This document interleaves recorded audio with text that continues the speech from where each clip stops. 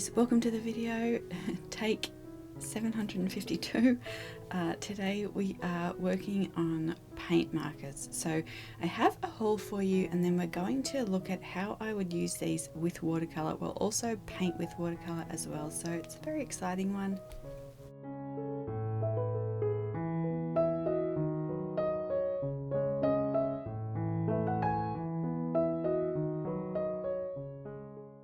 So when I get these, I just get a couple at a time, generally in with some watercolors or other art supplies. So this is not like a main art supply for me, but I do like having a couple of them, and I will kind of explain that through the video.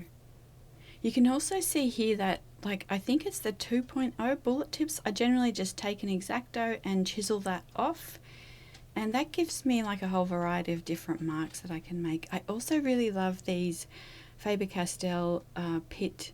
They're the dual pit artist markers, so they have like the pen on the one end, and the brush pen is really nice. And then the other brand that I like is this Edding brand. So this is just because this was at my local art shop, and I really liked, I saw a couple of colors, and yeah, so I don't recommend, they come in like the tiny tips, which I don't recommend.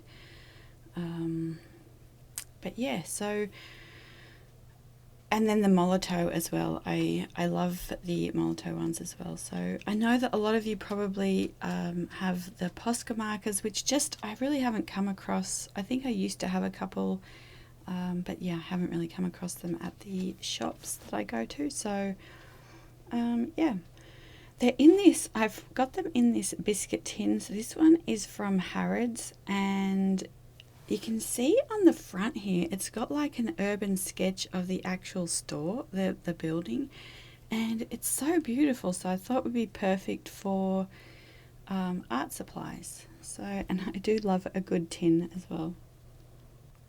Also, if you guys have any favorite colors or brands, let us know below, and how you like to use them and things like that.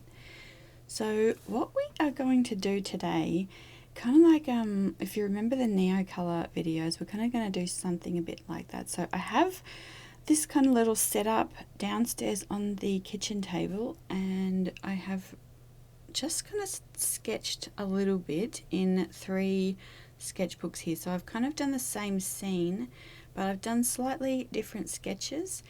And what we're kind of looking at is out this window. It's kind of a picture window, so you see this beautiful kind of side of the garden here, and every time like I see it, there's either sun coming through or just a really beautiful like little vignette of leaves basically and foliage. So I thought we would sketch that. But before we do that, I just want to swatch these out for you. So we're going to swatch them in the Hahnemuller Nostalgie, the book on the bottom, because the top book is, I've got 1 page left, and then we'll do a flip through of that. So I'm starting this new plein air sketchbook, and yeah, I decided to use the Hahnemuller Nostalgie this time. And so we're flipping right to the back, which I normally do to do swatches or just even to start the sketchbook. So yeah, we'll swatch them here. So I have put the emblem on that I normally do, and then the first one here is the Edding Pastel Blue, and then this one here is the Faber Castell Ice Blue. So you can see they're pretty similar, but yeah, I really love that color. And you can see that I also, when I put it down, I'll use my finger to kind of smush it around as well. The next one that we have here is the Edding, and you can see like just here even the different marks that when I chisel that tip, it kind of gives me options and variety. So I can kind of do it on the side there and get a really nice thin line, and then I can also flatten it out and cover more area as well. So that was, they call it MOOS green 904. I don't know if it should be moss or anything, but the next one was the Faber Castell Phthalo Green Light, and this one is the Edding Pastel Green, and you can see that if it doesn't come out, you can just pump it, and again then I will just kind of use my finger to soften that a little bit. So then we have the Edding Mellow Mint. I love this one. This was actually the first one that I saw at the local art shop, and I wanted to grab a couple just based off that colour. So it's a little bit like the Prismacolor Grey Green Light. I really love that one as well. So, and I'm just kind of giving you a little bit of colour inspiration here. So if you aren't interested in paint markers, you know, just kind of take the colour inspiration, maybe try and mix some of these colours with the watercolours that you have and things like that. So this one here is an Edding, and this is their Hazel. And yeah, again, you can see like this is the middle size tip, which I don't mind, but my favourite tip in the Edding is the large one, the large chisel one. It's a really nice paint marker. And then this one here is a beautiful colour as well. This is the Edding warm beige. So this one is yeah, it's really nice. So I've got like two other ones here a little bit like that. Like this Eco line is the pink beige, and I got this, I don't know, maybe 5 or 6 years ago. It's still going strong, but yeah, you can see the warm beige is a little bit softer and a bit prettier. So then we have the Edding Neon Yellow as well in the large tip.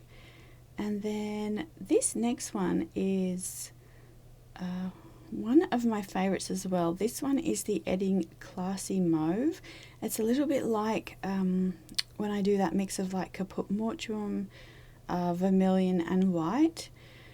And then this one here is a Molotow one. That's the skin pastel, but you can see like there's three kind of those beigey colours there, and I still love the Edding Warm Beige the most. You can also see that was the neon orange, and it's in the little fine tip, and yeah, it's just dried out completely. And then this one is the neon pink in the Edding fine tip as well, and again, they're sort of too dry. This one here is the Molotow neon pink, and you can see like the Edding one is a little bit more purple. And then this is the Edding Traffic Red. So just a really nice pop of red. And generally when I use these, it's like just to put finishing touches on like my plein air painting more, like, or when I'm out and about sketching. So they're opaque, which is nice. They're probably not as opaque as Posca's, but yeah. The Cold Grey Light was the Eco line, and then the Molotow Lilac Pastel, and then this one is the Molotow Purple Violet, which again is a gorgeous, like, deep violet colour. Really, really pretty. So, yeah, that is kind of the general variety there.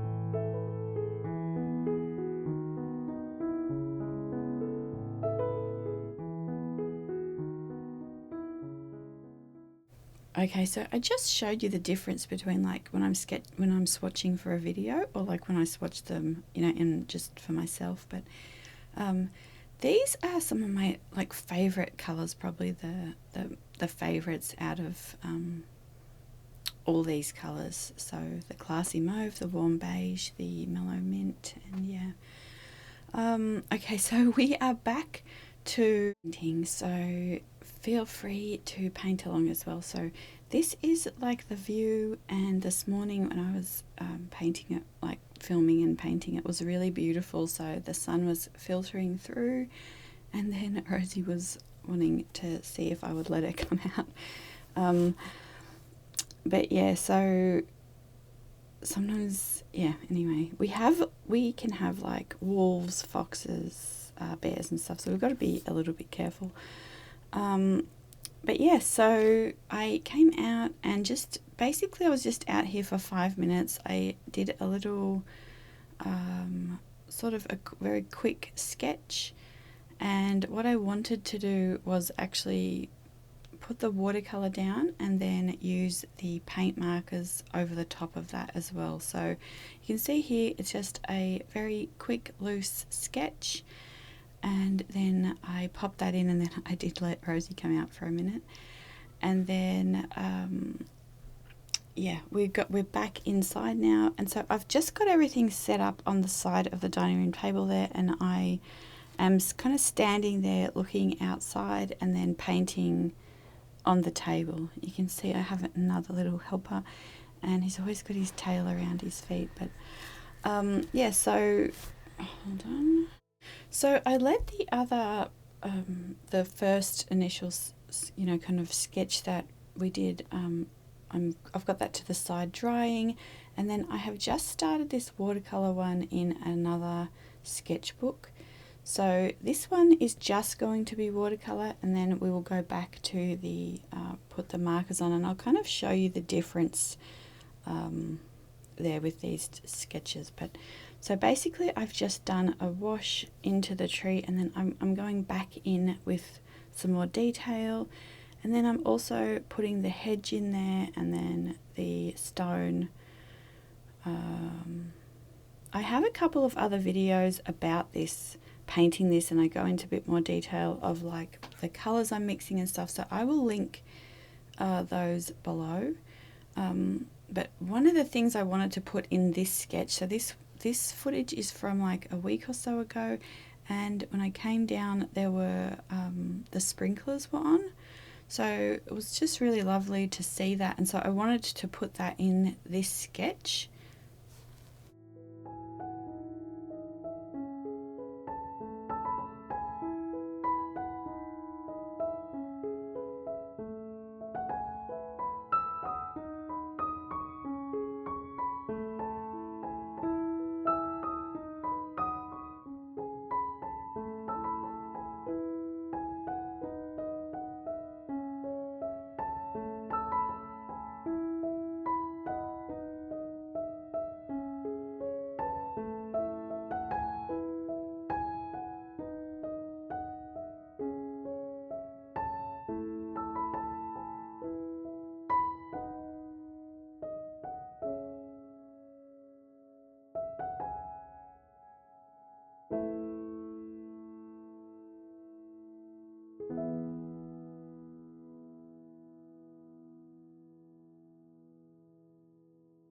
Okay, so at this point I am putting in the shadow underneath the gate there, and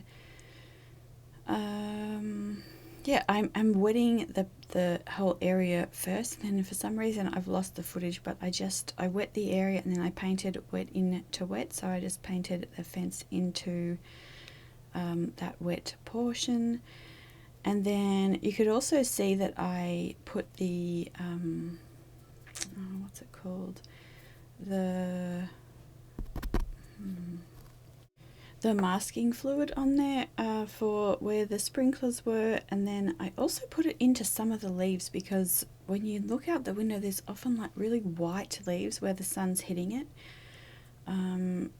where it's kind of highlighted. So again, I am just kind of going wet into wet, and what I'm doing here is I'm not smearing the paint. I am it's kind of a press and lift action, but I'm just doing it quite quickly. So rather than having like a nice solid smooth wash, I want variation, and I want that to be lively and to be moving, like so that there's different there's different shades of the foliage and different kind of groups. And like when you see a tree and there's kind of different clumps of foliage, and there's some darker and some lighter, and so that's what I'm trying to sort of mimic with the with the brush. And then you could see that I took a very small brush, and I went in and I've defined things. I've added more detail.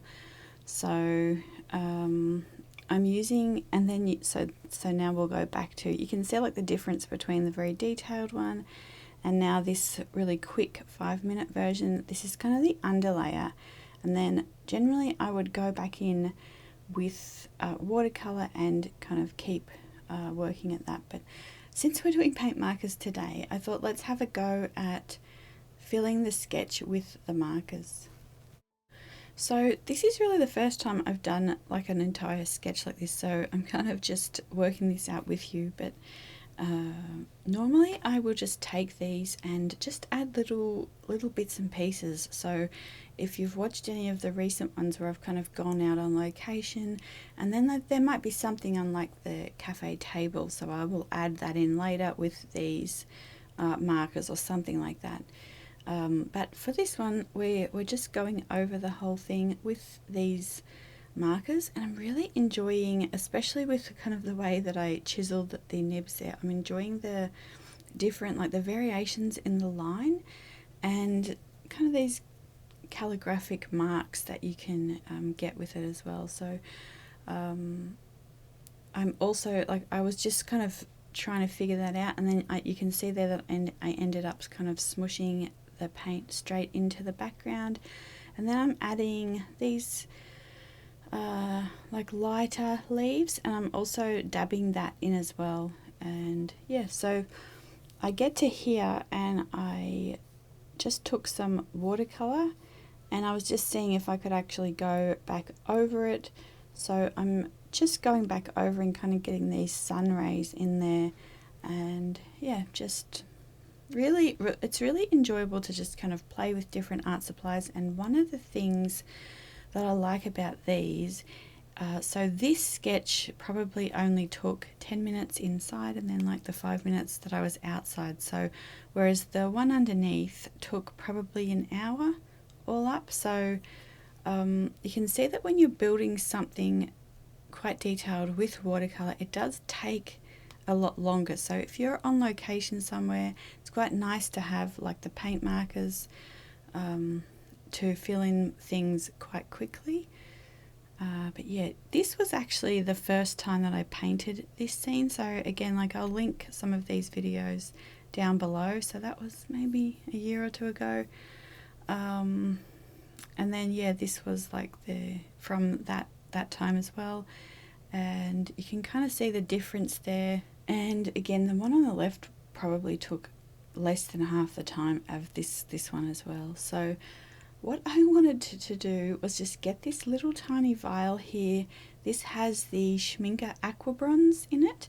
So I'll link this below as well. And I'll link the brushes that I'm using as well. So I really enjoy the Da Vinci travel brushes and also the Escoda ones as well. So I'll link those. But yeah, this is just a little tiny quarter dram bottle. So you can get these like in packs off Amazon. And I've put a little bit of the Schmincke Aqua bronze in, so I can use that on the go when I don't have the Winsor & Newton gold ink. I'm also showing you here that when I am painting, I never hold my brush close. So the further away that you hold it, the less control that you have, which helps to get that kind of nice painterly effect.